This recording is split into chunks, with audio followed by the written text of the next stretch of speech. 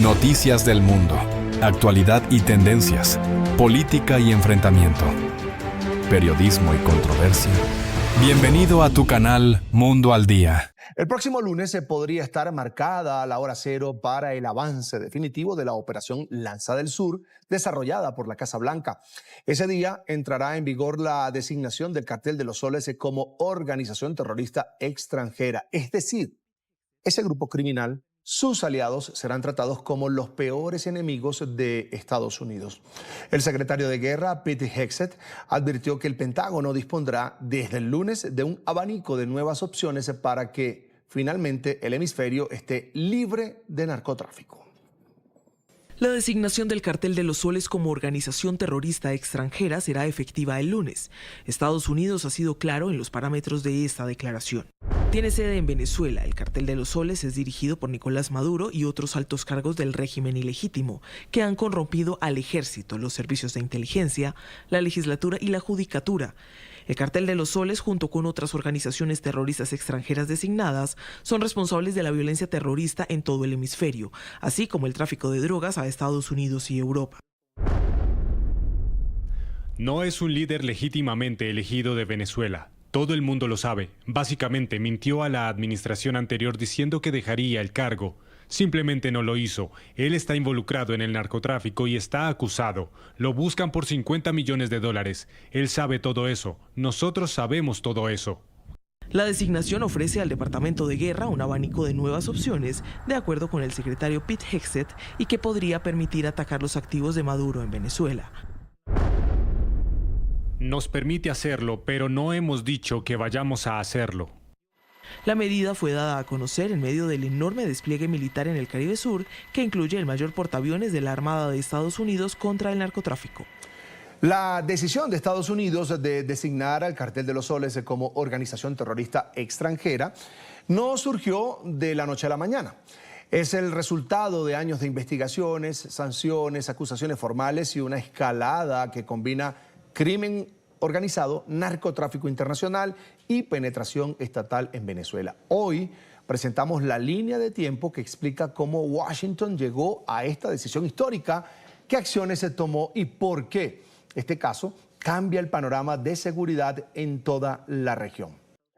En marzo del 2020, Nicolás Maduro y 14 funcionarios venezolanos son acusados por el Departamento de Justicia de los Estados Unidos de narcoterrorismo por conspiración para importar cocaína.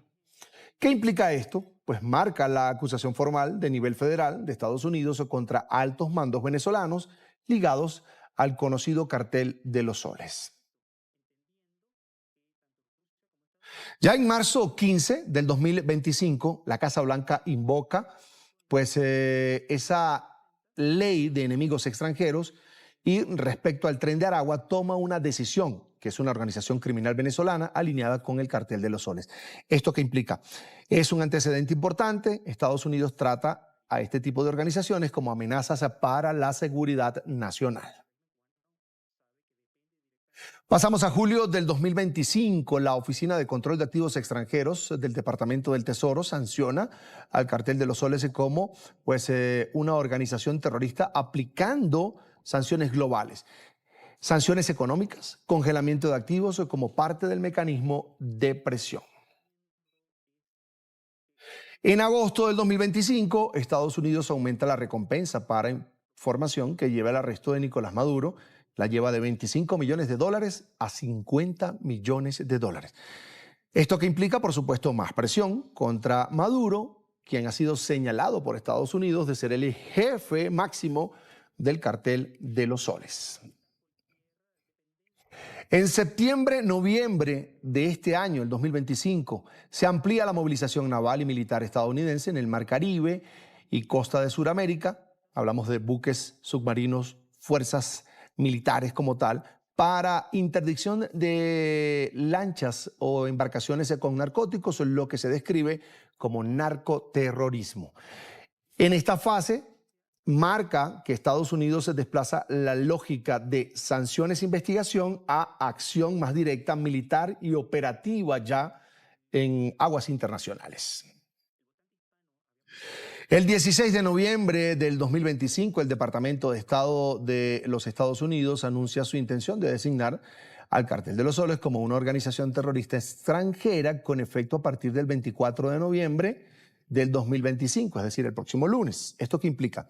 Cambio de estatus. El Cartel de los Soles se pasa a entrar en la categoría de terror, lo que abre nuevas herramientas legales y militares para los Estados Unidos. Y el 24 de noviembre del 2025 entra en vigor, ya se los decía, oficialmente la designación como organización terrorista del Cartel de los Soles. A partir de esa fecha, Estados Unidos podrá aplicar de lleno medidas tipificadas para terroristas, el congelamiento de activos, sanciones de apoyo material, prohibiciones de proveer asistencia, entre muchas otras.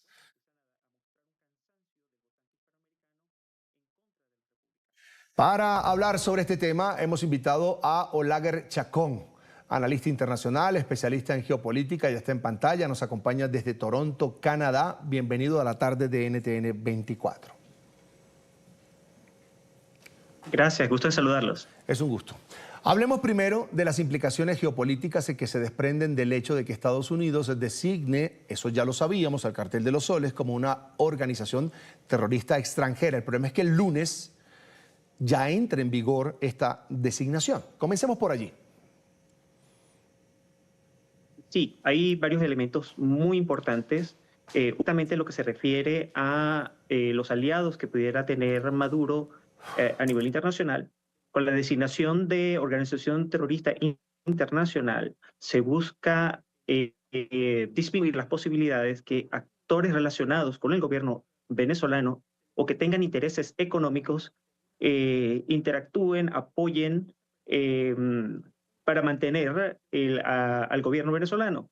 Lo hemos visto muy recientemente en las noticias, como diferentes actores han tratado de prestarle importancia a Maduro como agente del narcotráfico, e incluso hablan de cualquier operación que podría resultar en el caos en el país, solo porque tienen intereses económicos. Y lo que se busca precisamente es deslegitimar estas posiciones. Y a su vez obligar a los bancos y a los gobiernos de diferentes países a colaborar para información clave. El otro aspecto es que parece que el destino de Venezuela está vinculado con Ucrania. Porque por una parte busca el aislamiento del gobierno venezolano a nivel internacional, pero también tenemos que tomar en cuenta el momentum en el que esto está ocurriendo. Porque ambas noticias que están ocurriendo al mismo tiempo no son gratuitas. Por una parte, Trump se está comprometiendo o favoreciendo las posiciones de Rusia en Ucrania, ¿a cambio de qué? Es la gran pregunta. Bien, si nos centramos en lo que dijo el secretario de Guerra de los Estados Unidos, Pete Hegseth, que dijo que desde el lunes el Pentágono dispondrá de un abanico de nuevas opciones. ¿De qué tipo de opciones hablamos en términos militares? Ya hablaba de algunas legales, la intervención o el cerco a través de bancos, y diplomáticos. Sí, es muy interesante porque aunque pareciera que lo más importante en esta declaración son las herramientas jurídicas y financieras, por supuesto que el uso de la fuerza está allí presente. Ese tamaño de movilización no está simplemente para hacer alardes de fuerza, sino para tenerlos allí en cuenta, movilizados. Está en la mesa, indudablemente. Por ahora, lo que pareciera es que el foco va a estar en el ámbito financiero. Lo que cambia es que mientras previamente las sanciones se dirigían a individuos y se requería un proceso mucho más largo a la hora de obtener, congelar bienes o decomisar bienes, en este caso el gobierno ahora los puede hacer preventivamente. Y la idea es, antes de llegar al uso de la fuerza, es debilitar aún más al gobierno de Maduro, eliminar cualquier apoyo internacional y, sobre todo, aumentar los costos de cualquier apoyo que pueda surgir en países de la región, entre ellos Colombia. Ahora, señor Chacón, la llamada Operación Lanza del Sur ha sido presentada como un punto de inflexión. ¿Ve usted objetivos estratégicos más allá del combate al narcotráfico? Esto por parte de Washington, por supuesto.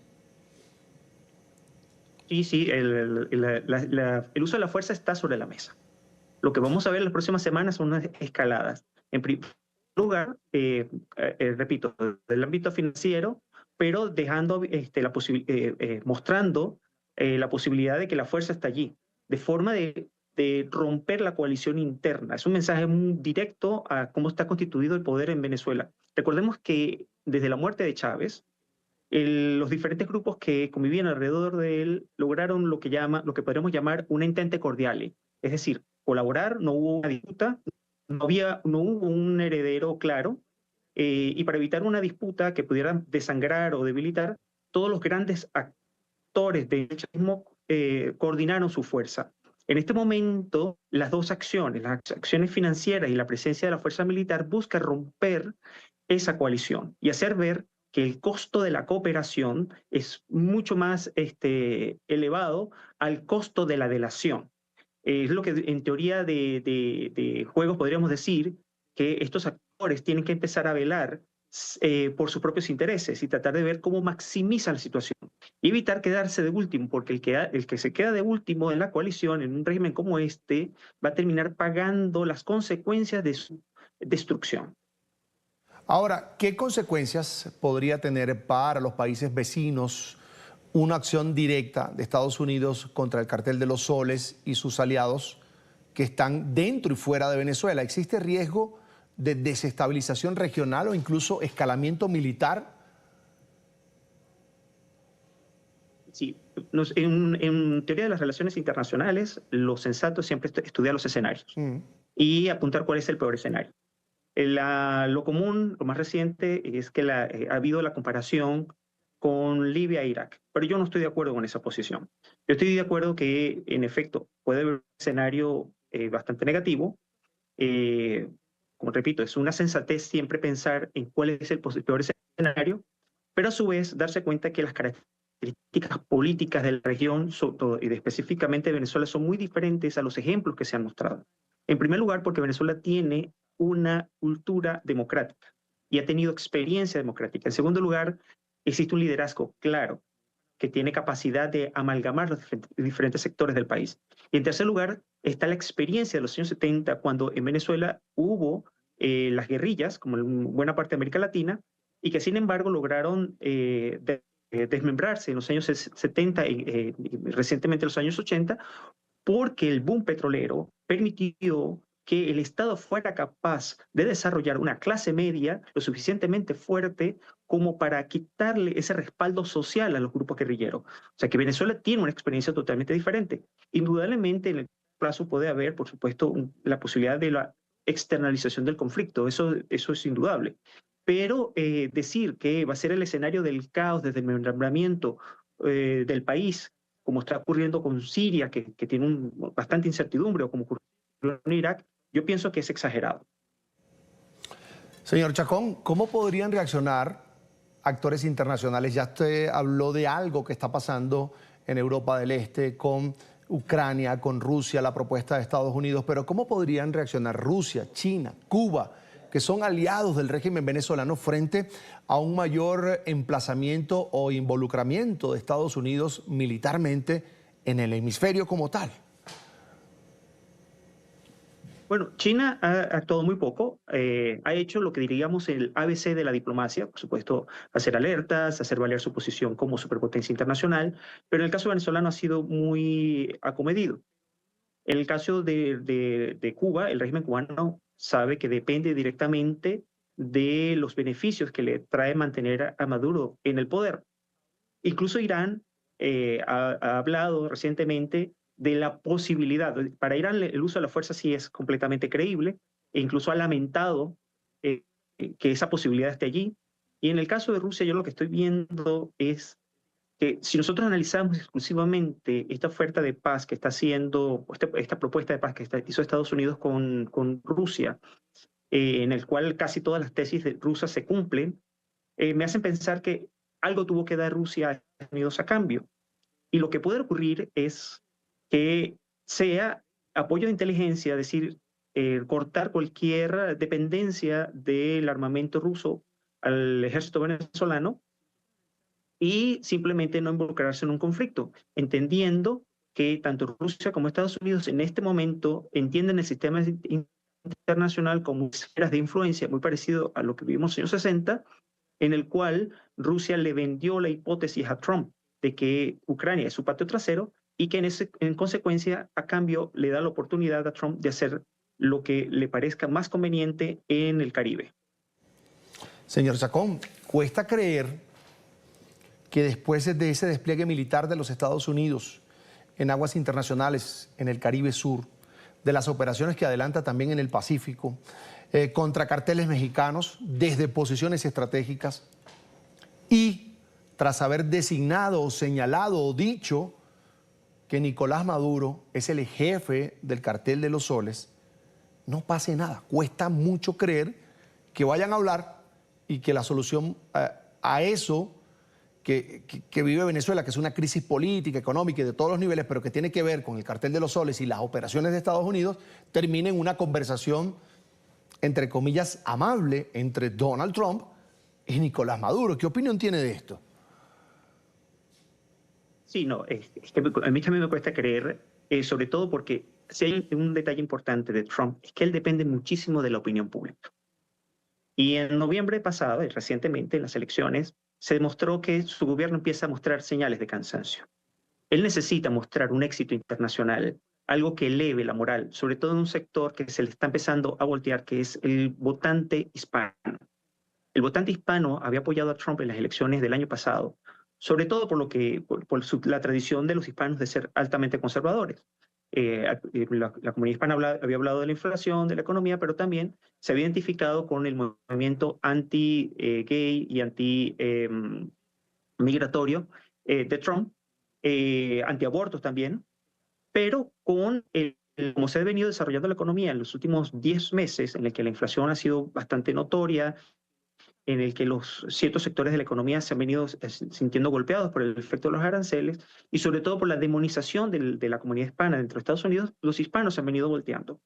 Y Trump necesita mostrar una carta que le sirva a retomar a ese sector, sobre todo en bastiones que suelen apoyar a los republicanos, como el caso de Florida y de Texas, en el que pareciera que las encuestas empiezan a mostrar un cansancio del votante hispanoamericano en contra de los republicanos. Por eso yo sí creo que Trump quiere concluir victoria en este caso, solo que lo que puede ocurrir en los próximos días es que se van a aumentar las sanciones financieras, sobre todo porque lo que ha cambiado es que las sanciones previamente eran sanciones individuales.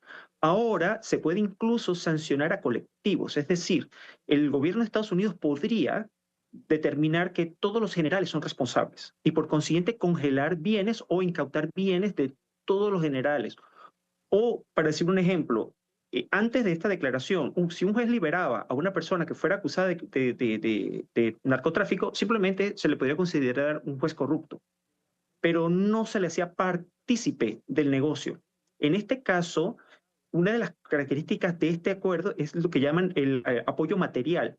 Liberar a un narcotraficante o alguien que está acusado de narcotráfico se le puede considerar desde el punto de vista de Estados Unidos como un apoyo material directo. Y ese juez y esa persona o ese funcionario público que permite esa liberación es ahora susceptible de castigo por parte de Estados Unidos. Estados Unidos está jugando un papel fundamental en la región. Tiene un despliegue militar enorme en el Caribe, sigue con las operaciones en el Pacífico y en la mira están el ELN, el Clan del Golfo y las disidencias a las cuales ahora Petro está bombardeando. Hablemos un poco, vámonos un poquito a ese juego de lo que se está haciendo en el Caribe contra las organizaciones narcoterroristas, Hassani y César. Mire, yo me iría un poquito más atrás. Lo que ha cambiado en los Estados Unidos es un enfoque de ver América Latina. La administración del expresidente Biden tuvo todos los acercamientos a través de incluso un funcionario excolombiano, asesor del expresidente Biden, para acercarse a Nicolás Maduro. Y acercándose a Nicolás Maduro, prometiéndole que levantaban sanciones, que arreglaban un montón de cosas, le devolvieron a su testaferro Alex Saab, prometiéndole que iban a tener un mejor condicionamiento con ese país. Y vimos que eso fracasó. Cambia el proceso electoral en los Estados Unidos, llega un nuevo presidente con la administración Trump, con Marco Rubio al frente de la Secretaría de Estado, y lo que hay es un enfoque totalmente distinto, porque vieron la realidad, vieron lo que pasa en Venezuela. En Venezuela ahí es un cartel de generales, de políticos que han cooptado la democracia y se dedican al narcotráfico. Por eso ahora están incluidos y están la flota en el Caribe mirando con una perspectiva distinta y un enfoque distinto a Venezuela. Pero lo que eso atañe a Colombia es gravísimo, porque resulta... ¿Cuál es el coletazo a Colombia? El coletazo para Colombia es de una gravedad total, porque nosotros somos el mayor productor de cultivos ilícitos de coca. Esa coca sale por Venezuela, pero esa coca transita por la frontera, que es una frontera permeable, donde hay grupos armados ilegales, además, que cruzan el territorio colombiano y venezolano como si fuera el patio trasero de su casa. El ELN, las disidencias en el Catatumbo, son terrenos que son para la fuerza pública prácticamente imposibles de cooptar y que tienen el auspicio del gobierno bolivariano. Entonces, ¿qué sucede? Que cuando la administración Trump ve todo el abanico de posibilidades y dice, la coca está acá, aquí están los cultivos, ¿por dónde pasa la coca? ¿Por dónde se desplaza al Caribe? ¿Quiénes permiten el funcionamiento de esos carteles? Es el cartel de los soles, es Nicolás Maduro y su cúpula militar. Y ahí es donde empieza entonces inmediatamente a relacionarse algo que es mucho más grave, y es, ¿y qué influencia tiene ese cartel de los soles con el gobierno colombiano? Y en eso es lo que están investigando. Y las investigaciones llegarán a ese punto. Exacto. Y con los grupos armados ilegales. O sea, el nexo del ELN con el cartel de los soles en Venezuela. Comprobado. Hay documentación. El nexo de las disidencias de las FARC con el Venezuela y con el cartel de los soles. Sí, claro, Jesús, y es que hay que también decir que Estados Unidos no está solo, digamos que en esta lucha contra esos grupos delincuenciales. Vea, el apoyo de Trinidad y Tobago es súper importante, Guyana, El Salvador, Panamá, República Dominicana y Puerto Rico. Es decir, ahí existe un apoyo importante en logística, diplomático, para que pueda realizar, digamos, que todo ese operativo. Pero uno se hace la pregunta, digamos, a estas alturas, cuando ya se han hecho 80 intervenciones a embarcaciones que aparentemente llevan droga, es por qué nunca, si tanto Venezuela está haciendo el control de, digamos, que esas embarcaciones, ¿por qué no lo hizo de manera seguida? Porque es que estamos viendo que Estados Unidos sí lo ha logrado en corto tiempo y ha hecho esa intervención a 80 embarcaciones. ¿Dónde están los resultados de Venezuela? Si es que está de verdad detrás de esos grupos ilegales, de esos grupos narcotraficantes. Es increíble lo que puede venir y lo que se puede desatar, y lo que usted tiene razón, Hassan, en plantear, lo que puede descubrir Estados Unidos. Es que Estados Unidos está haciendo algo que normalmente es lo que se debe hacer, y es lo que llaman follow the money, sigue el rastro del dinero. Y resulta que lo que están haciendo en este momento es dándose cuenta que, y hay que decirlo, Colombia tiene dos costas, costa pacífica y costa caribe. Por la costa pacífica, en Nariño, en la costa de Nariño, de Tumaco, salen embarcaciones cargadas de droga que van a México y van a Centroamérica. Pero por el Caribe colombiano llegan a la Florida, llegan a México, y llegan también a bases, islotes en el Caribe, donde son desplazados y están saliendo por Venezuela. Entonces, el problema del narcotráfico es un punto muy importante en la agenda del presidente Trump. Y lo que está demostrando es una cosa: nosotros no vamos a negociar con narcotraficantes, nosotros no vamos a ceder ante el narcotráfico. Y si el cartel de los soles opera en Venezuela, y si hay un gobierno satélite que además se robó las elecciones presidenciales en Venezuela, y ese gobierno está compuesto por personas que están con lista del FBI, con digamos, recompensas a su cabeza, y además está comprobado por el Departamento de Justicia de los Estados Unidos que tienen vínculos con el narcotráfico, los van a perseguir. Esa es la realidad. Yo quería hablar unos minutos de la relación Estados Unidos-Petro. Estados Unidos, llámese Donald Trump-Petro, porque así como hablamos en el segmento anterior, al final es Estados Unidos enfocado en el cartel de los soles, específicamente en Nicolás Maduro, también está llamando la atención el actuar de Gustavo Petro a los Estados Unidos. Dejo esto sobre la mesa, o si ustedes quieren también lo podemos ampliar, César, a manera de conclusión, otro aspecto de lo que tocamos. Sí, digamos que como periodista que ha estado todos los días viendo cómo se ha manejado, digamos, que esa relación, siento que o el gobierno se ha dejado llevar de manera emocional. Sí, ha sido como muy visceral su actuación frente a las decisiones de Estados Unidos. No se ha pensado en las repercusiones a nivel país. Y yo creo que eso es lo primero que debe ponerse sobre la mesa. Debemos pensar, o debe pensar el gobierno nacional, en las afectaciones que le puede traer al pueblo colombiano, los empresarios, antes de referirme a determinado tema que pueda repercutir de manera negativa en el país. Yo creo que se ha manejado de manera muy negativa.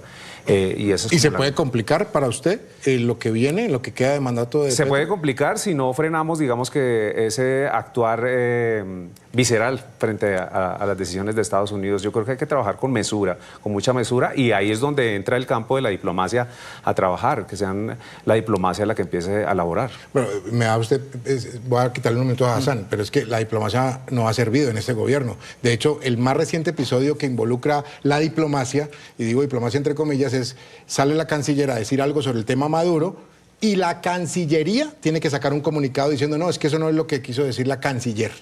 O sea, creo que no hemos tenido movimientos acertados dentro de la diplomacia en el gobierno Petro. Hassan. Mire, lo que pasa es que esto hay que verlo en una película grande. La relación con los Estados Unidos es una relación de más de 200 años. Y es una relación bipartidista y bicameral. Este señor, Gustavo Petro, llegó con ideología, a meterle su ideología personal a una relación bilateral, con un aliado estratégico de Colombia en múltiples temas. Seguridad, comercio. ¿Sabe cuántas empresas tienen relaciones de mercado construidas durante décadas con los Estados Unidos? Pregúntese usted lo siguiente: ¿cuál es la relación de los Estados Unidos como pivote en América Latina en muchos de los frentes de guerras contra el narcotráfico, conflictos armados, colaboración estratégica, donaciones de organizaciones no gubernamentales? Entonces, todos los presidentes en Colombia entendieron eso y entendieron que aquí no se trata de ideología, se trata de entender que en Estados Unidos hay demócratas y hay republicanos y hay que llevársela bien con los dos. Que hay unas entidades de gobierno que son vitales para los empresarios colombianos y que hay que abrir ese mercado y sostenerlo y mantenerlo. Pero cuando usted se para, por razones ideológicas, con una calle de Nueva York con un megáfono, a decirle a los soldados estadounidenses que no obedezcan a su comandante supremo, el presidente constitucional de los Estados Unidos, Donald Trump, eso solo lo hace una persona que no tiene ninguna idea de lo que es el respeto por un socio estratégico. Entonces, las relaciones se cuidan. Las relaciones se protegen, porque cuando se es presidente de Colombia no se es presidente de lo que yo creo, de mi ideología, se es el presidente de un país. Y eso es lo que Gustavo Petro perdió, esa ruta de navegación. Y lo que estamos viendo es el reflejo de eso. Los Estados Unidos están reaccionando a eso. Quien está dañando las relaciones con los Estados Unidos, quien las ha dañado con Israel por razones ideológicas, ha sido Gustavo Petro. ¿Y cree, como le decía César, que se puede complicar en lo que yo le creo queda? que los Estados Unidos ya entendió que una cosa, y esto gracias a la Cámara de Comercio colomboamericana, gracias a varios expresidentes, gracias a varios políticos, empresarios, gremios, que han ido a los Estados Unidos y han dicho, mire, entiendan una cosa, este señor se va, en algún momento se va. Esto no, él es el presidente de Colombia, pero los colombianos somos mucho más que esa ideología. Los colombianos tenemos una relación fraterna con los Estados Unidos, tenemos una relación bilateral que queremos mantener, conservar y construir, no destruir. Y en esa medida es que los Estados Unidos también han entendido, venga, allá el señor Gustavo Petro se va para la lista Clinton y van a empezar a mirar ya en este proceso electoral que está viviendo Colombia cómo volver a reconstruir esa relación con Colombia. Porque estoy seguro que en los Estados Unidos son muchos los congresistas que ven a Colombia con aprecio, con cariño, con respeto. Que hay embajadores, exministros, funcionarios que han estado trabajando en agencias multilaterales que dicen, hombre, esto es un mal bache en la historia de Colombia política, pero esto va a cambiar y ojalá cambie, porque lo peor que le puede pasar al país es que los Estados Unidos no diferencien entre el país Colombia y Gustavo Petro como presidente. Sí, ojalá pase por el beneficio de muchos colombianos y ojalá pase por la economía de un país, por la seguridad de un país que en este momento puede tener serios compliques, ya no para el final del gobierno Petro, como lo decían ustedes dos hace unos minutos, para el futuro. Y el futuro llámese 7 de agosto del 2026 en adelante. Club de Prensa Colombia con Jesús Prado. Hay una nueva polémica en Colombia y es que el gobierno del presidente Gustavo Petro enfrenta duras críticas luego de que al menos 15 menores reclutados por grupos armados ilegales murieran en bombardeos de las fuerzas militares en los últimos meses. De acuerdo a los reportes de Medicina Legal, los menores fallecieron en operaciones en Amazonas, Guaviare y Arauca, zonas donde operan las disidencias del Estado Mayor Central, comandadas por alias Iván Mordisco, una estructura señalada como uno de los mayores reclutadores de niños y adolescentes en el país. Este episodio refleja un giro evidente frente al planteamiento inicial del presidente Petro, quien llegó al poder en el año 2022 con la promesa de una paz total, basada en diálogo y en reducción de operaciones ofensivas. Sin embargo, a menos de un año de terminar su mandato, la violencia se ha agudizado, poniendo la seguridad en el centro del debate nacional. Mientras el presidente era opositor, para Gustavo Petro bombardear campamentos era un riesgo para los niños reclutados. Sin embargo, el pasado 10 de noviembre, el mandatario cambió de parecer y ordenó una ofensiva en las selvas del Guaviare contra las disidencias de Iván Mordisco. Hay un marco del derecho internacional humanitario que nos dice actúen bajo estos límites, siempre observando también los derechos humanos. Fue la defensora del pueblo quien confirmó que en ese bombardeo murieron 7 niños. Pues yo le insistí y le voy a seguir insistiendo, e inclusive usé una palabra que no suelo usar, y es implorar que suspenda los bombardeos. Pero los 7 niños que cayeron en Guaviare no fueron los únicos. Desde agosto a la fecha, Medicina Legal confirmó que fueron 15 menores que fallecieron en estos ataques y que era una cifra desconocida por Colombia. En el bombardeo el pasado jueves en Arauca murió un adolescente y 4 más en Puerto Santander, Amazonas, el pasado 1 de octubre. Para el gobierno, según la respuesta que ha dado, lo importante no es conocer de antemano que hay menores de edad dentro del objetivo, sino que considera que el hecho de que haya menores de edad no es un impedimento para adelantar los bombardeos. Por ahora, el presidente Petro anunció que no suspenderá los bombardeos a pesar de las súplicas desde la Defensoría del Pueblo por hacerlo. Analizamos de inmediato el tema y quiero poner sobre la mesa el punto que quizás está de fondo y ustedes me dirán si es así o no, y es el tema del reclutamiento forzado. Porque si bien estas acciones del señor Iván Mordisco están directamente atacando él a la población civil, ellos a su vez buscan escudos humanos, y los escudos humanos son los niños, y en muchas ocasiones niños indígenas reclutados en departamentos como Cauca, como Antioquia, como Chocó. Entonces yo creo que para poner un primer elemento para analizar el reclutamiento forzado en Colombia, reclutamiento del cual este señor Iván Mordisco encabeza el porcentaje con un 40% de todo el reclutamiento forzado en manos de él y de su grupo criminal que se llama Estado Mayor Central, que es Disidencias FARC, en otras palabras, FARC. Hassan. Pues es un tema muy complejo. O sea, complejo, Jesús, ¿en qué sentido? Cuando hablamos del tema del reclutamiento no es nuevo. Es la historia del conflicto en Colombia y es la historia del drama y la tragedia de lo que es la pérdida del control territorial. Lo que estamos viendo es no centenares ni decenas, sino miles de niños que han sido reclutados durante décadas y han terminado convirtiéndose no solo en escudos humanos, sino en combatientes. Personas que llegan a campos donde les entregan un fusil y les enseñan a matar. Y claramente esto es un drama nacional. Pero lo que no podemos desconocer tampoco es que gran parte del problema que tenemos es que no han sido solo las FARC, el ELN, las disidencias, el Clan del Golfo. Es un problema de carácter de índole de seguridad nacional. Y nosotros estamos viendo una tragedia porque también tiene un componente humanitario. Y es que las operaciones militares que se desarrollen en cualquier lugar del territorio, sean operaciones de ofensiva militar del ejército, de la policía, antinarcóticos, siempre se van a ver enfrentados a menores de edad.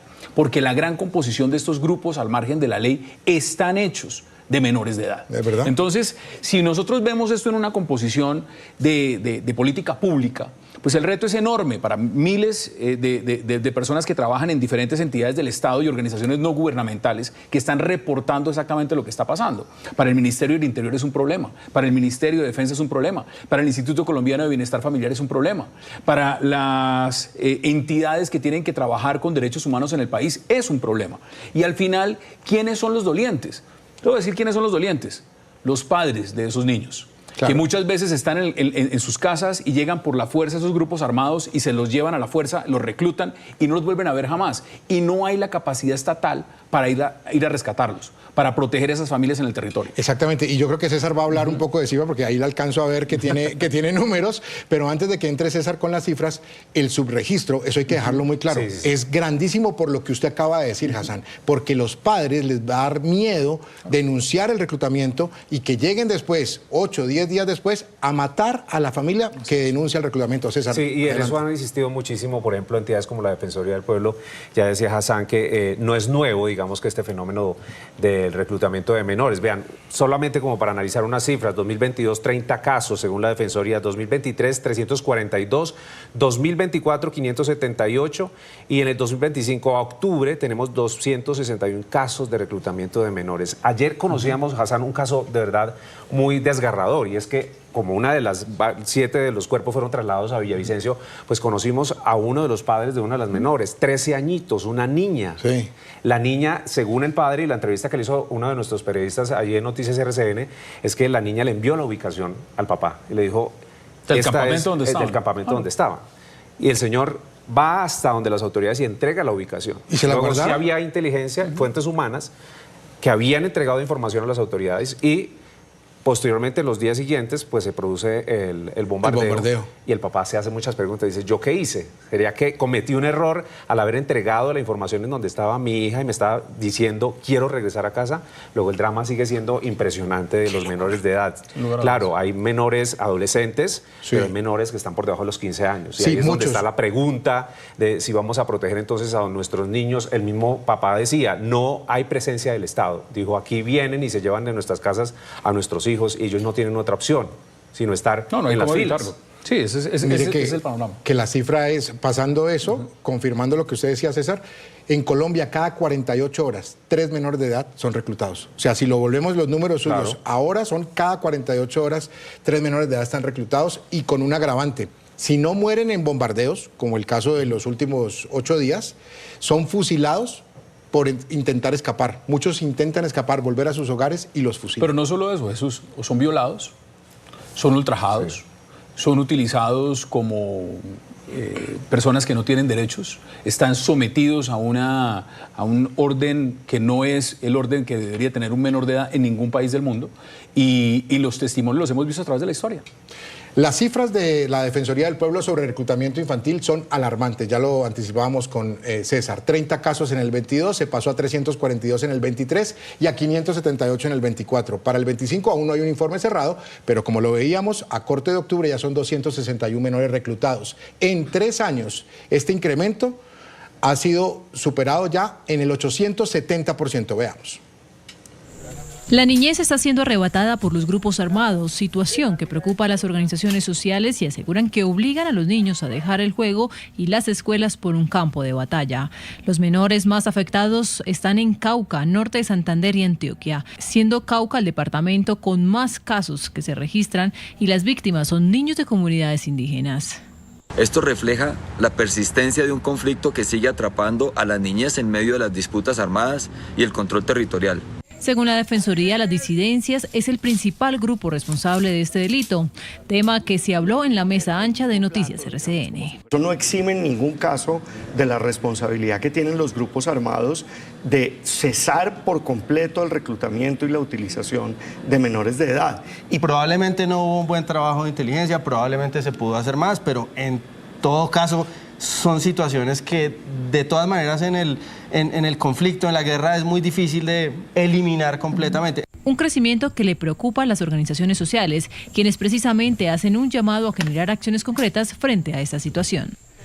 Bueno, ya tocábamos y dejábamos el tema de fondo, el reclutamiento de menores, pero también esto tiene una coyuntura política y Colombia está ardiendo políticamente. Desde sectores de la oposición a sectores afines al mismo gobierno están criticando la postura del presidente Gustavo Petro por el tema de los bombardeos, una postura que, si revisamos el Gustavo Petro de unos años atrás, pues es completamente contraria y choca con lo que había manifestado, expresado abiertamente el presidente en periodos atrás, cuando era miembro del Congreso y opositor.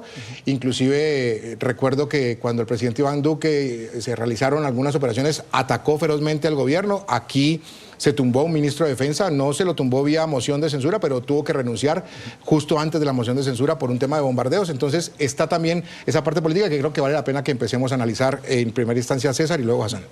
Sí, es bastante complejo, digamos que este cambio de postura política, porque cuando veíamos a un congresista de la República como Gustavo Petro, que para él no existía argumento alguno en su momento, cuando estaban los bombardeos y eran menores de edad también los que caían en esos bombardeos, pues no existía ningún argumento válido para él que justificara precisamente esa acción de la fuerza pública. Hoy tenemos un presidente que cambió totalmente de postura, que de alguna manera lo justifica. Hace 2 días lo veíamos en su alocución presidencial, en donde decía aquí nadie ha violado el derecho internacional humanitario.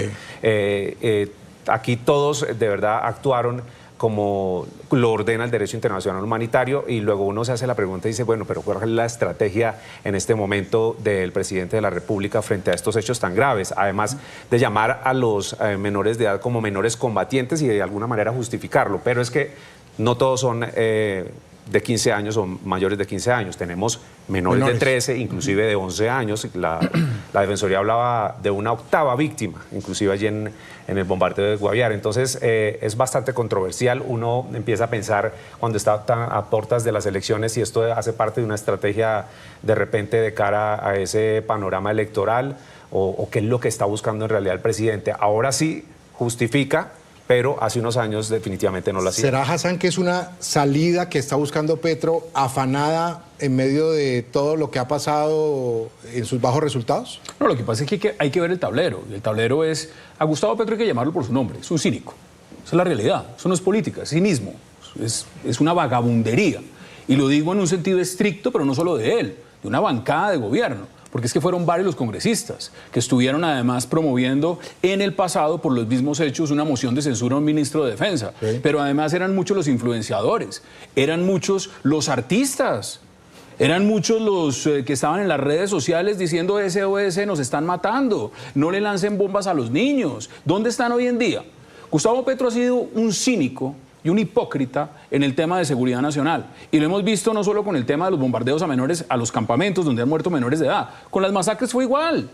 Con el asesinato de líderes sociales firmantes del acuerdo de La Habana. Esos números nos hicieron crecer y crecer y crecer. Y ya no hablan de las masacres, ya no hablan de los líderes sociales, ya no hablan de los bombardeos de menores. ¿Saben por qué? Porque la política de paz total fracasó. Esa es la realidad. Y hay un caso puntual que es lo que está pasando. Es un hombre que acaba de entrar ya en la lista Clinton, es un hombre que los Estados Unidos está perfilando claramente a uno de los socios estratégicos de ese gobierno, que es el cartel de los soles de Nicolás Maduro en Venezuela, donde ya sabemos abiertamente que hay unos procesos abiertos en los Estados Unidos con unas recompensas amplias y donde le están diciendo el país queda desertificado. Y en gran medida el país, Colombia, está sufriendo este flagelo es por el fracaso de la paz total.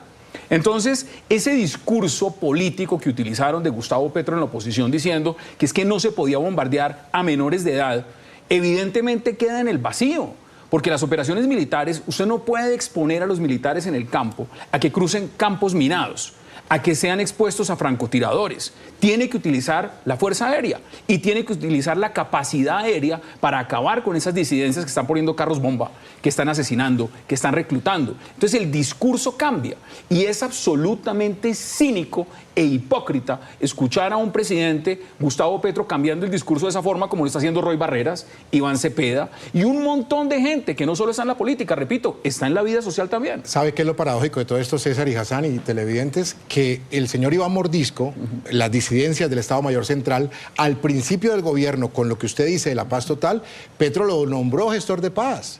Él estuvo amparado, fue beneficiario de la paz total. En ese momento, al principio del gobierno, no había bombardeos, no había ataques frontales.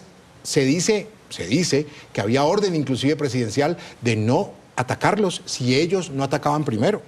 Pues entonces, zanahoria al principio y ahora sí, garrote, como quizás parte de una estrategia. Pero yo le ampliaría y yo soy muy enfático en eso, porque el presidente ya sabemos su discurso, sabemos que es falaz en muchas de las cosas que dice. Pero la sociedad civil, en este caso, a mí sí me molesta mucho.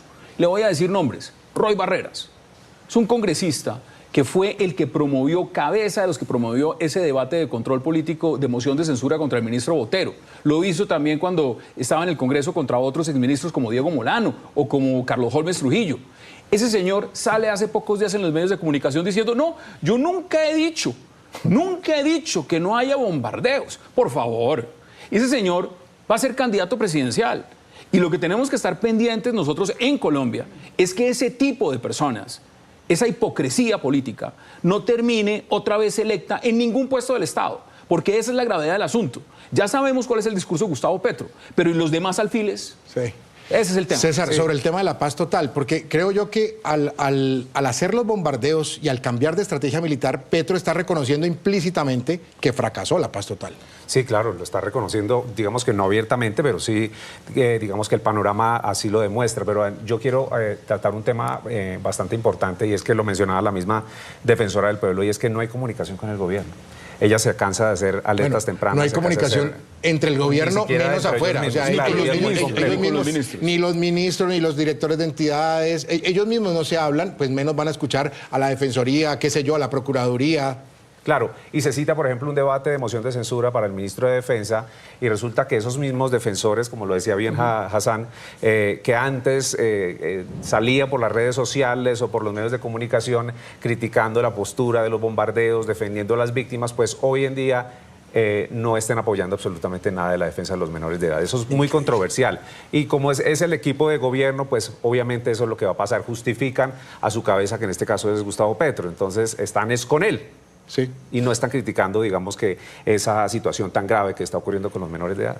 Seguimos en Club de Prensa Colombia. Esta tarde nos acompañan Hassan Nazar, César Piñeros, y estábamos hablando del último bombardeo en el Guaviare, en Colombia, donde murieron 7 menores reclutados por las disidencias de Iván Mordisco. Esto desató un debate que ha golpeado de frente al presidente Gustavo Petro, el mismo líder que cuando era oposición condenaba con vehemencia cualquier operación militar con presencia de menores de edad. Hoy está justificándolo desde el poder. Las posturas de Gustavo Petro han cambiado según su posición. En octubre de 2020 era tajante contra los bombardeos y cuestionaba el accionar militar desde 2024. Entonces, porque la FARC recluta menores, hay que aplaudir que la Fuerza Aérea y el Ejército mate 312 menores de edad. Recién posesionado como presidente, eso aseguraba. No van a morir más niños bombardeados. Sin embargo, hoy su postura es diferente. Si se suspenden los bombardeos, los capos van a reclutar más niños y niñas, porque se darán cuenta que así se cubrirán de riesgos militares mayores. Hoy, exfuncionarios que fueron fuertemente criticados por Petro aseguran que ha sido un error el manejo del accionar militar. Pero la gran equivocación fue salir a decir que no iba a bombardearse a menores, porque eso hizo que se apetrecharan de menores para evitar los bombardeos y está pagando las consecuencias. Y los petristas los destrozaron en las redes sociales y los criticaron. Pero hoy se enfrentan a una cruda realidad y validan estas operaciones. Y aseguran que lo que ha hecho es incrementar el reclutamiento y el accionar criminal. Hay datos que dicen que el reclutamiento en el gobierno de Gustavo Petro ha aumentado un 248%, el reclutamiento de menores. La política de paz total permitió el crecimiento de estos grupos por unos ceses al fuego que los dejaron seguir reclutando y seguir en narcotráfico. Según el gobierno, los bombardeos continuarán contra estas estructuras criminales.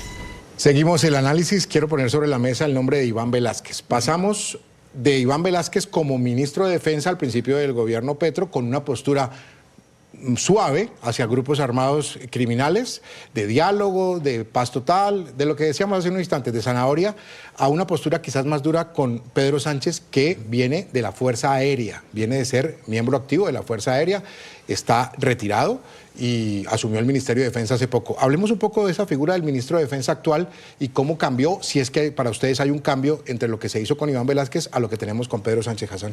Pues es que yo creo que más allá de la figura del ministro, lo que estamos teniendo es una realidad que es imposible de negar. La política de paz total del presidente Gustavo Petro planteó varios ejes. Uno de ellos era que iba a desmovilizar al ELN. En 3 meses, dijo. Tengo desmovilizado, no existe el ELN. Carreta. Falso. Voy a detener las masacres. No las detuvo, siguen creciendo. Voy a detener el asesinato, los crímenes contra líderes sociales firmantes del acuerdo. Tampoco lo pudo hacer. Ahí están. Aumentó el secuestro, aumentó la extorsión. Entonces, cuando estamos viendo la gran película, mire los Estados Unidos lo que está mirando ahora. Está diciendo, crecen los cultivos ilícitos de coca. Hay mayor producción. Entonces, ¿qué es lo que sucede? La política de seguridad del gobierno fracasó. Le pusieron un título, paz total. Fracasó esa política. Lo reconoció hace unos días el propio ministro del Interior, Armando Benedetti. Tiene que haber un cambio en la cúpula. Y tiene que haber un cambio inmediato en el Ministerio de Defensa. Lo que pasa es que el reto que tiene ahora Gustavo Petro es ir justamente, y qué buen resumen el que hicieron ustedes con todas las declaraciones de Gustavo Petro a través de los últimos años, es ir en contra de su propio discurso. Y es que se lo advirtieron desde el primer momento. El tema de la seguridad, Jesús, no es un tema de partido político, es un tema de país. De nación. Esa no es una bandera con la que uno puede jugar con demagogia. Están las cifras, están los datos, son temas de colaboración, de estrategia militar. Rompió las relaciones con Israel. El país que más ayuda en inteligencia le puede dar estratégica a Colombia es entregarle prácticamente todas las herramientas a los grupos armados ilegales. Es entregarle a todos los bandidos, al AMPA, las herramientas para que se multipliquen, para que recluten, para que produzcan más cultivos ilícitos de coca, para que haya más laboratorios. Entonces, ese fracaso, ese colapso total es lo que está haciendo que tenga que empezar a tomar medidas como volver a bombardear. Y lo que va a pasar de ahora en adelante es que el gran reto no lo tiene ya este gobierno, lo tiene el próximo gobierno. El próximo gobierno de Colombia va a tener que enfrentarse a una oleada de violencia y de inseguridad terrible.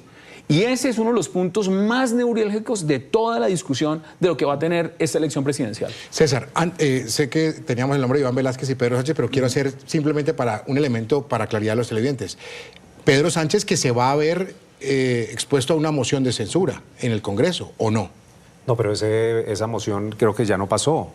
¿La radicaron y la tumbaron? Sí, entonces no va a enfrentar y no va a tener y bueno, y así enfrentar al Congreso, ¿no? Y son unos verdes los que quieren promoverla, pero al final los partidos como el Centro Democrático, Cambio Radical y demás, no la van en ningún momento van a entrar en esa discusión. No, simplemente tenía presente el tema del Congreso. Es decir, los mismos partidos de gobierno fueron los que no apoyaron la moción de censura. Ok, o sea, entonces, no se va a enfrentar al Congreso. Bueno, el papel del Ministerio de Defensa. Bueno, yo siento que aquí tenemos una postura bastante compleja porque pues, ni el anterior ministro de Defensa ni el nuevo ministro de Defensa han podido tomar decisiones por sí solos. Aquí pues obviamente están siguiendo las indicaciones del presidente de la República y teníamos un Iván Velázquez que estaba, como usted bien lo dijo, en esos diálogos abiertos o con los grupos armados ilegales, y tenemos ahora un ministro de Defensa que tiene que enfrentarse pues a una criminalidad que ha crecido exponencialmente, 25.000 hombres, lo decía inclusive nuestra periodista Diana Coronado,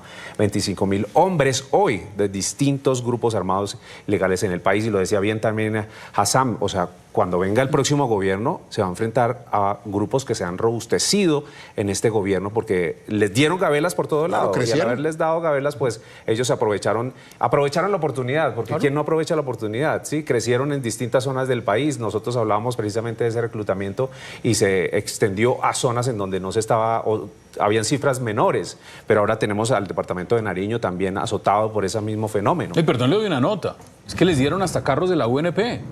Claro, se puede movilizar, hasta el ¿no? Estado entró a proteger a los delincuentes, claro. O sea, a darles escoltas. Entonces, imagínense, esto es una vagabundería, eso es lo que es. Ahora, hay un elemento también que va paralelo al tema de las acciones militares, el tema de los bombardeos, y es que ustedes no notan al presidente Petro desesperado, digo yo desesperado, esto es mío, para que luego no lleguen las críticas, desesperado anunciando en tuit o en X, que hay incautaciones, que se ha incautado, que se está rompiendo. Claro, es que hay incautaciones de droga, pero es que ¿cuánta droga, cuánto cultivo hay en este momento en Colombia? Muchísimo. Entonces, como hay tanto cultivo, que ya nadie puede decir que no hay cultivo, pues las incautaciones también van a echar para arriba.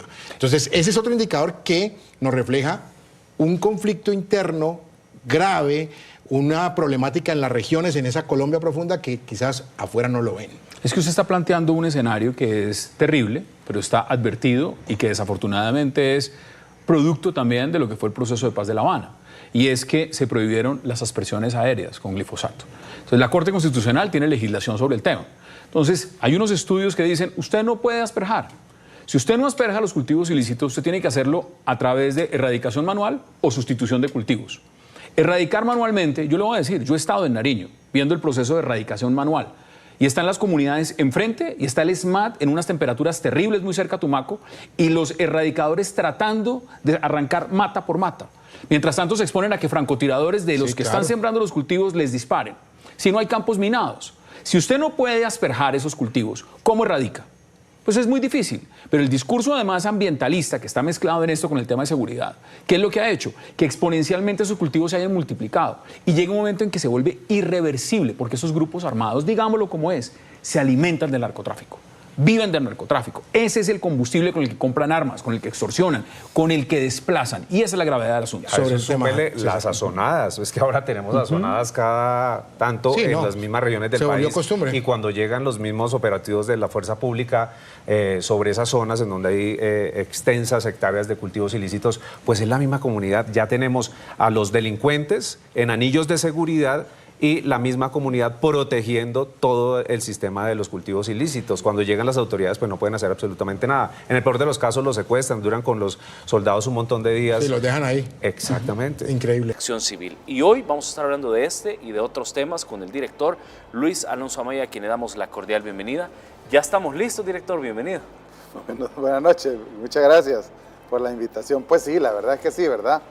Estamos listos. La verdad es que esta edición del Carnaval de San Miguel 2025 se está perfilando como uno de los eventos que no solamente será el más grande y concurrido en los últimos años, sino que ahora mismo adquiere una connotación muy importante por pues, la talla del artista que viene. Así es. Y por supuesto, por toda la coordinación previa que se ha estado haciendo a fin de considerar hasta el último detalle en materia de la gestión de todo el operativo, que incluye pues diferentes rubros, ¿verdad? Así es que estamos trabajando con todas las instituciones. Obviamente el tema de seguridad es uno, seguridad visto desde, digamos, el ámbito policial, pero también el ámbito de los cuerpos de socorro, el ámbito de protección civil.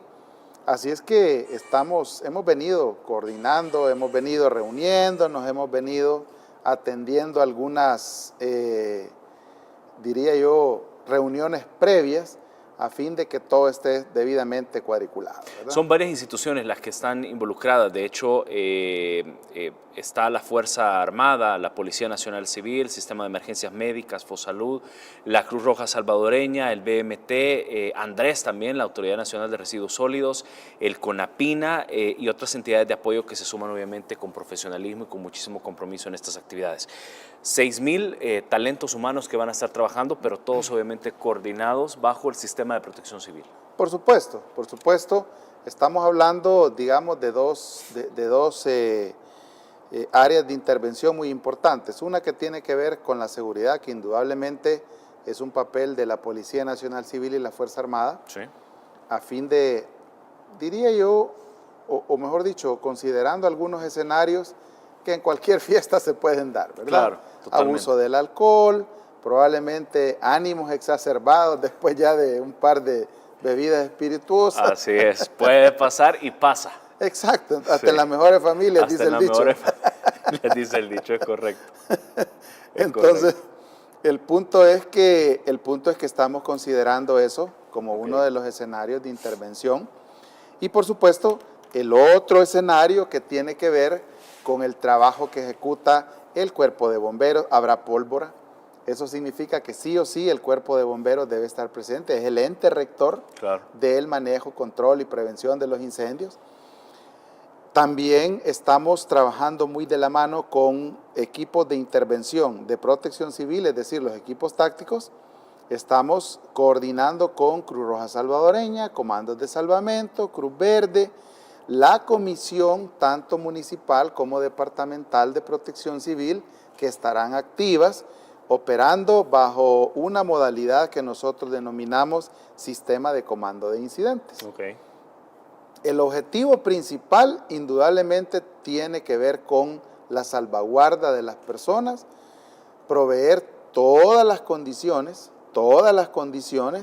para que las personas puedan asistir, puedan disfrutar, pasarla bien, y en ese sentido estamos también considerando probables atenciones prehospitalarias, estamos considerando, bueno, el Ministerio de Salud como tal estará indudablemente haciendo vigilancia en la manufactura de los alimentos. Hay que recordar que este tipo de eventos no solamente son bebida y baile, también incluye comida, ¿verdad? Claro. Entonces, hay que ver la inocuidad, ¿no? Exactamente. Entonces, como le decía, hemos considerado absolutamente todas las variables que pueden incidir en el desarrollo de este carnaval.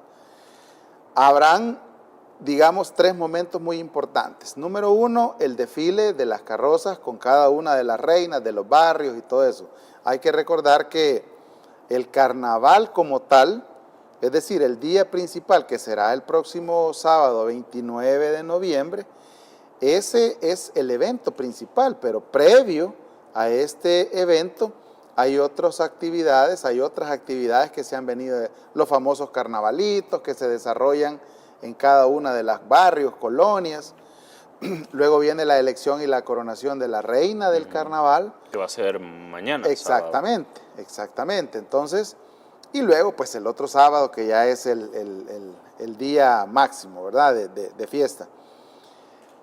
A eso hay que agregarle también que se ha considerado, diría yo, a la Autoridad Nacional de Desechos Sólidos, a fin de que pasado el carnaval quede la ciudad de San Miguel totalmente limpio, ¿verdad? Es decir, considerar hasta el último detalle. A eso también, don Armando, me gustaría comentarle que el carnaval como tal, o mejor dicho, las festividades del carnaval como tal, no son exclusivas de un día. Más allá de los carnavalitos y todo eso que se han venido desarrollando durante todo el mes en barrios y colonias, nosotros hemos ido más allá y estamos pensando en que, por ejemplo, desde el miércoles habrá una afluencia turística muy importante, no solo en San Miguel, sino que también en La Unión, en Usulután y probablemente en Morazán. ¿Por qué? Sí. Por un lado tenemos la llegada de una buena cantidad de la diáspora salvadoreña. Aquí. Así es. Por otro lado también turistas que llegan, no solamente salvadoreños, sino que extranjeros que llegan desde la ciudad capital hasta San Miguel. Mire qué interesante, porque creo que aquí es donde hay que hacer un análisis, no, diría yo, no tan focalizado únicamente en el día de la fiesta, sino pensar en que muchos de ellos, y me lo decía un turista, ¿verdad?, recientemente, yo tuve que tomar una reserva de miércoles a miércoles para poder estar cerca, voy a aprovechar irme a la playa, el propio día del carnaval me voy al carnaval. Claro, haces todo un turno, un circuito. Exactamente. Sí. El día domingo en la mañana me regreso a la playa y ahí pues la paso bien todos esos días. Así es que, entonces nosotros estamos pensando también, hemos reforzado la seguridad acuática en las playas desde El Espino hasta Conchagua, ¿verdad? Porque son las playas que utilizan toda esa gente. Entonces, también, por su parte, el Viceministerio de Transporte ha considerado no solamente la seguridad vial en el propio día diría yo, del carnaval, sino que hay que pensar en que muchos van a viajar desde la ciudad capital hasta San Miguel y el día siguiente van a regresar. Claro, o te vas de pronto de occidente a oriente, ¿no? Exactamente, entonces el objetivo es asegurar que nada, absolutamente nada va a pasar, ¿verdad? Hemos hecho algunas sugerencias, obviamente entre el trabajo que estamos haciendo de forma articulada, algunas sugerencias de monitoreo en algunos puntos específicos, porque, y aprovecho si me están escuchando, pues nuestros hermanos salvadoreños de San Miguel, existe una tradición en San Miguel, don Armando, que inmediatamente después termina el carnaval, salen todos para la playa, ¿verdad? A disfrutar.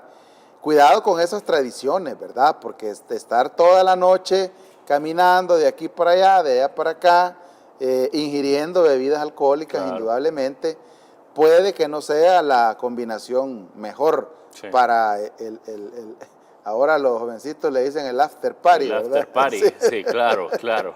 Entonces, puede que no sea la mejor combinación para eso, ¿verdad? Entonces, nuestra sugerencia es y nuestra recomendación es que vayan, descansen y ya pues más tardecito se van a la playa. Los públicos del Ministerio de Gobernación estará vigilante de que se cumpla esa norma, ¿verdad? Que no es un evento apto para menores de edad. Entonces, pero vaya, pensemos en que los asistentes se llevan los niños porque lo llevaron a los juegos mecánicos. O dicen, mire, yo no tengo donde dejar a mi hijo, lo llevé a los mecánicos, al juego mecánico y pues quiero que me acompañe el carnaval. Exacto, está bien. Sin problema. Pero el punto es que deberían asegurarse de que ese niño va a estar siempre sujeto de su mano.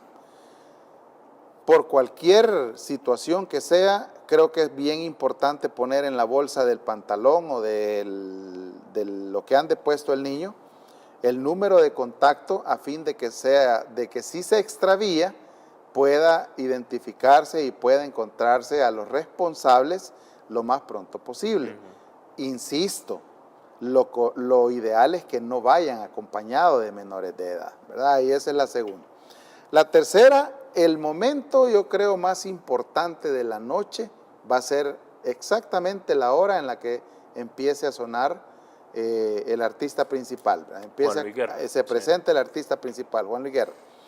Entonces, eso usualmente lo que hace es que atrae digamos, la mayor cantidad de personas, que en este caso va a ser el Estadio Charlet, atrae la mayor cantidad de personas, y en ese sentido creo que es importante no empujar, no perder la calma, porque estábamos nosotros considerando que uno de los probables escenarios es que hayan personas que pues pierdan el control, ¿verdad? O por el tema también de las bebidas alcohólicas, claro. Los ánimos se caldean a veces, entonces, mire, eso puede dar paso a una situación, digamos, no tan agradable. Así es que, por favor, guardar la cordura, guardar mesura, comportarse.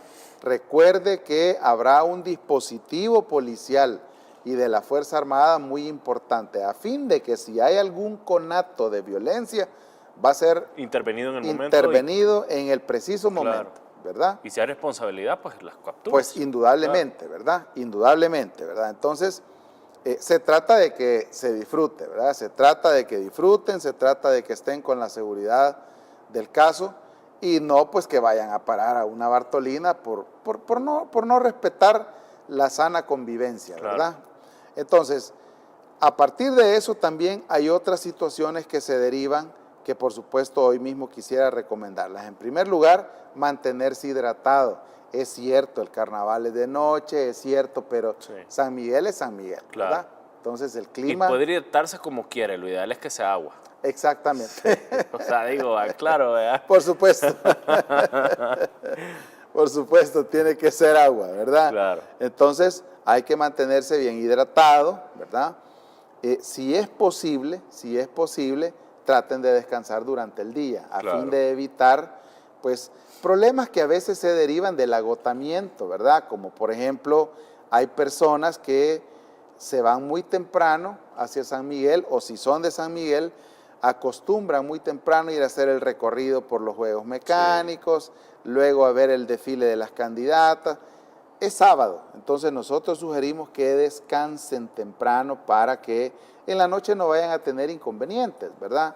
No vayan a tener un golpe de calor, no vayan a tener problemas relacionados con la deshidratación, etc. Entonces, si acaso se sintieran mal, la siguiente recomendación es que busquen inmediatamente auxilio de los equipos de intervención que estarán instituidos por equipos tácticos de protección civil, sistema de emergencias médicas, cuerpo de bomberos, batallón de sanidad militar y, por supuesto, Fosalud, ¿verdad? Entonces, busque ayuda inmediata para que sea atendido y no vaya a llegar a ser una situación mucho más crítica, ¿verdad?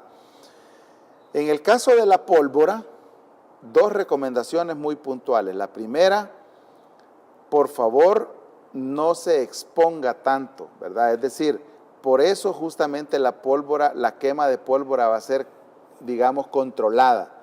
En cada uno de los puestos donde va a haber quema de pólvora o donde habrá quema de pólvora, se tendrá una motobomba, se tendrá equipo del cuerpo de bomberos, por supuesto con su personal táctico también, para poder atender cualquier conato de incendio. Entonces, es importante. La segunda recomendación relativa a esta, más allá de que no se exponga, porque pues si va a ser controlado, esperamos que nada malo pase, pero creo que es una recomendación muy importante, es a estas alturas ya hay pólvora en venta, ya en diferentes tiendas, no se aventure a andar quemando pólvora. El año pasado, le cuento, ahora mismo no recuerdo si al final quedó detenido o qué, pero andaba una persona que en pleno carnaval andaba soltando silbadores al aire, ¿verdad? Cuando eso es prohibido, cuando es ilegal. Prohibido, porque es pólvora ilegal. Claro. No solamente es prohibido, sino que de manera irresponsable les ponía fuego y lo soltaba. Algunos pues tenían la suerte de elevarse, otros básicamente se iban en línea recta. ¿A parar a dónde? En la espalda o en el cuerpo de otra persona. Entonces, de verdad, me parece que esas son cosas que no solamente atentan contra contra la seguridad del que está quemando, sino de las personas. Y definitivamente pues ya raya también en la bobada, ¿verdad? Porque a quién se le ocurre andar haciendo ese tipo de cosas. Entonces, claro, cuando hay una aglomeración importante de gente. Indudablemente. Sí. Indudablemente. Irresponsable. Entonces, es importante que tomen en cuenta estas recomendaciones y de nuevo, pues, si acaso si usted se siente mal, si acaso necesita el auxilio de algún equipo de intervención, sepa usted que al menos cada 2 o 3 calles en el intervalo de esos casi 2 kilómetros que ocupa el carnaval, habrán personas atendiendo, ¿verdad? Claro, para que lo tomen en cuenta todos los salvadoreños. En la noche creo yo que, y yo quiero reiterar lo que usted decía, por si de pronto hay salvadoreños que recién nos acaban de sintonizar y están llegando a su casa cenando y encendieron la tele. Hoy estamos hablando con el director de Protección Civil, hablando precisamente de todo el dispositivo que van a tener desplegados o ya tienen desplegados en el Carnaval de San Miguel. Algo que usted mencionaba en el bloque anterior, termina el Carnaval de San Miguel y normalmente muchos se van a la playa. Así es. Reiterar obviamente el llamado a que si se puede ir sin problemas, si de pronto ha descansado y no ha bebido ninguna o no ha ingerido ninguna bebida alcohólica, sin problema. Sin problema. Yo creo que ese es el momento en el que hay que hacer la distinción de qué tipo de ciudadano soy. Así es. Si soy un ciudadano responsable o definitivamente soy alguien que no le importa en absoluto la seguridad. Y se lo cuento porque eso es diría yo, eso es no solamente común en San Miguel, sino que muchos hablan de esa situación o de ese hecho como que fuera una tradición, ¿verdad? Entonces claro. Decir, no, la tradición es que termina la parranda, termina el carnaval y nos vamos para la playa. Entonces, eso de verdad no me parece a mí una tradición que valga la pena replicar. Yo creo que hay que ser muy responsables, sobre todo si se ha estado ingiriendo bebidas alcohólicas durante la noche y a eso agréguele que se han desvelado suficiente para no mantenerse alerta mientras van conduciendo. Entonces, lo que le espera a ellos no es nada bueno, ¿verdad? No es nada bueno. Entonces, por favor, a todos los amigos migueleños, lo que se trata es que les quede un recuerdo bonito de este evento, de este carnaval. Y para que eso suceda sí o sí hay que respetar la norma, ¿verdad? Nada va a pasar si esperan un par de minutos o un par de horas. Terminan, pues yo ahora mismo no recuerdo si termina a las 5 o a las 6 de la mañana el carnaval. Pero yo creo que nada va a pasar si van, sí. Descansan un par de horas y luego se van a donde quieran irse, ¿verdad? Claro. Una afluencia muy importante, sobre todo el día 25 y el día 1. Los escenarios puntuales que tienen que ver con el periodo navideño son quema de pólvora, manipulación de la pólvora, manufactura de la pólvora. También a eso se agrega, digamos, la vigilancia del tráfico, más que vigilancia, controles vehiculares que, digamos, disminuyan la probabilidad de tener incidentes o accidentes automovilísticos a partir, pues, de la incidencia que se tiene sobre las personas de que manejen respetando la norma, ¿verdad?, que no abusen de la velocidad. El plan de contingencia está terminado ya, está listo, muy pronto se lanzará. Estamos, como le decía, pensando en todos esos escenarios puntuales. ¿Qué actividades concretas vamos a estar realizando? Número 1, vigilancia de los puestos de venta de pólvora. Hay que recordar que al menos hay 3 instituciones que tienen participación directa en esa fiscalización. Por un lado, la Fuerza Armada, que no solamente extiende los permisos para la manufactura o para la producción de estos, de la pirotecnia en general, sino que también acredita una licencia para poder comercializarlos. Claro, no es que los podés comercializar así por así. De ninguna manera, acredita una licencia para poder comercializarlos. Luego la Policía Nacional Civil, que al final pues es el ente que fiscaliza que la norma se cumpla, y si hay necesidad también de aplicar la ley, la aplican, ¿verdad? El cuerpo de bomberos, que también identifica cada uno de los aspectos que tienen que ver con la seguridad de los puestos de pólvora, es decir, que tengan su extintor, si lo tienen que esté cumpliendo con la norma, es decir, que la carga esté vigente y no pase como nos ha pasado en otros años que se ha supervisado, y cuando el bombero agarra el extintor y empieza a ver la viñeta, se venció hace 3 años, ¿verdad? La carga. Entonces hay que ser muy responsables, porque la verdad es que para que un conato de incendio se salga de control no necesitamos mucho. Claro. No necesitamos Hay veces mucho. la propia colilla del cigarro. Exactamente. Sí. Entonces, eso digamos que son escenarios puntuales en los lugares de venta de pólvora. ¿En qué más estamos pensando en el marco de estas festividades? Otra vez, tráfico vehicular, contención de situaciones que tienen que ver con incendios forestales. Ya una vez para de llover, usted sabe que la maleza pues empieza a deshidratarse, y surge la probabilidad de tener incendios forestales. Y que también la gente, perdón director, todavía hay salvadoreños ahí que a pesar obviamente que es prohibido y que no está permitido, lo hace, y es quemar la maleza, ¿no? Es decir, quemar basura, y cuando venís a sentir se descontroló. No, y creo que es importante decir algo también, don Armando, que han habido incendios críticos en infraestructura, ya sea de habitación o de producción, que empezaron con un incendio en una maleza. En una maleza, un incendio, diría yo, sin importancia, ¿verdad? Sí. Pero luego adquiere el tamaño suficiente para convertirse en un incendio forestal, y de incendio forestal se pasa a infraestructura, ya sea de habitación o de producción. Algo pequeño se sale de las manos. Exactamente. Esos incendios son conocidos como incendios de interfaz, porque empezaron con un tipo y terminaron de otro. Entonces, el punto es que nuestra recomendación principal es no le prenda fuego al país, ¿verdad? Literal. Exacto. No le prenda fuego al país, ¿verdad? Entonces, que por favor seamos muy cuidadosos. La recomendación, insisto, principal es no haga mal uso del fuego. Si es biomasa o si es restos de hojas o cosas que se cayeron de los árboles, nada cuesta abrir un hoyo y enterrarlo. Claro. Eso hasta en abono se va a convertir para la misma propiedad. Nada ganan con prenderle fuego a plásticos, a lo que sea que le quieran poner fuego, y convertir de ese pequeño incendio, según ellos, en una situación mucho mayor. Así que mucho cuidado con eso. Hay que recordar que también a esta época del año, o en esta época del año, sí o sí empiezan a bajar los frentes fríos. Sí.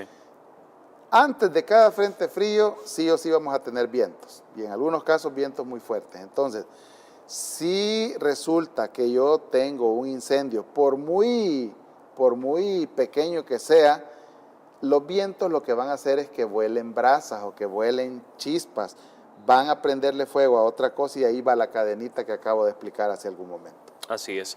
Tema de las playas. Entiendo yo que la unidad guardavidas tiene la capacidad de instalar hasta más de 110 puntos estratégicos en las más de 28 playas que por supuesto tiene, 25 o 28 playas que tiene le cuento país. Que ya para este año van a ser 33 playas. 33 playas. Sí, ¿Cómo se han preparado? Bueno, en principio ahorita mismo tenemos a todos los guardavidas en una especie de refrescamiento de cosas, ¿verdad? Okay.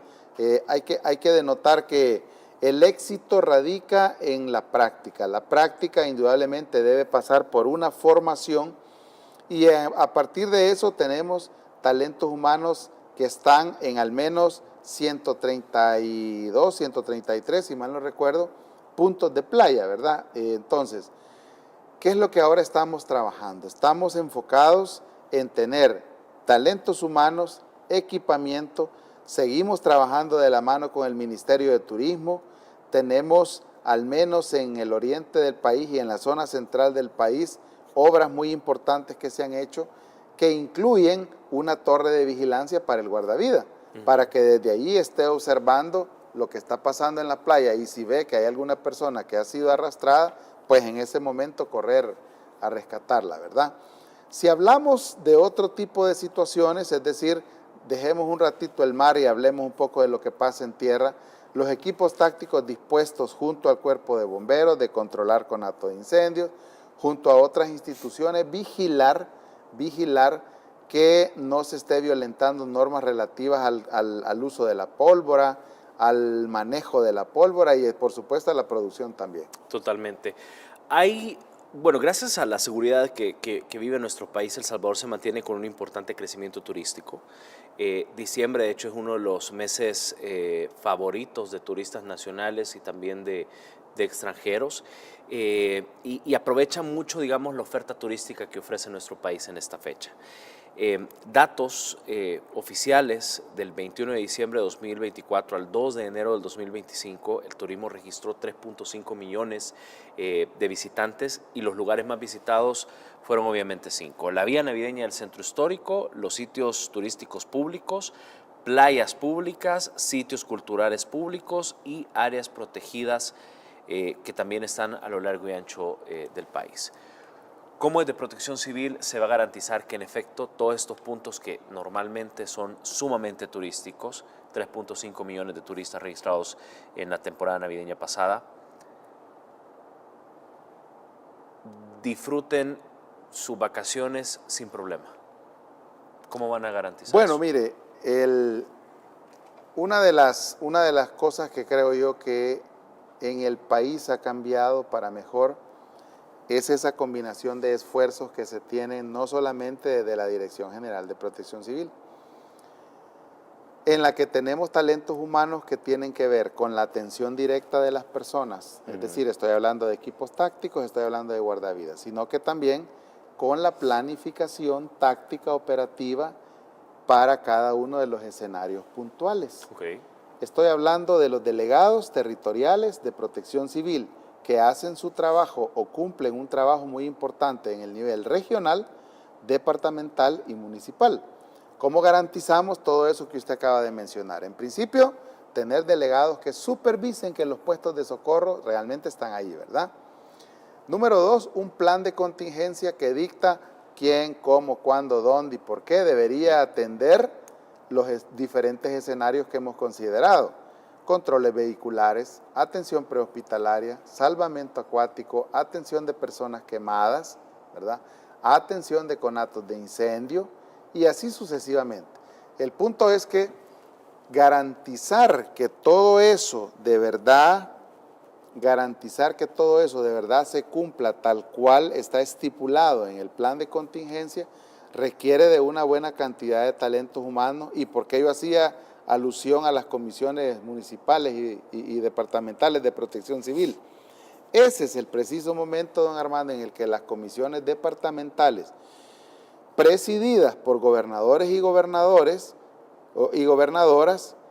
se ocupan de identificar en cada uno de sus territorios cuáles son los escenarios, quiénes deberían estar, cuál es la participación que tienen, incluso activan sus centros de operaciones. Ese, digamos, que es el engranaje que permite a Protección Civil desde el nivel central hasta el nivel comunitario, si quiere, claro. verificar. Como una escalera, ¿no? Exactamente.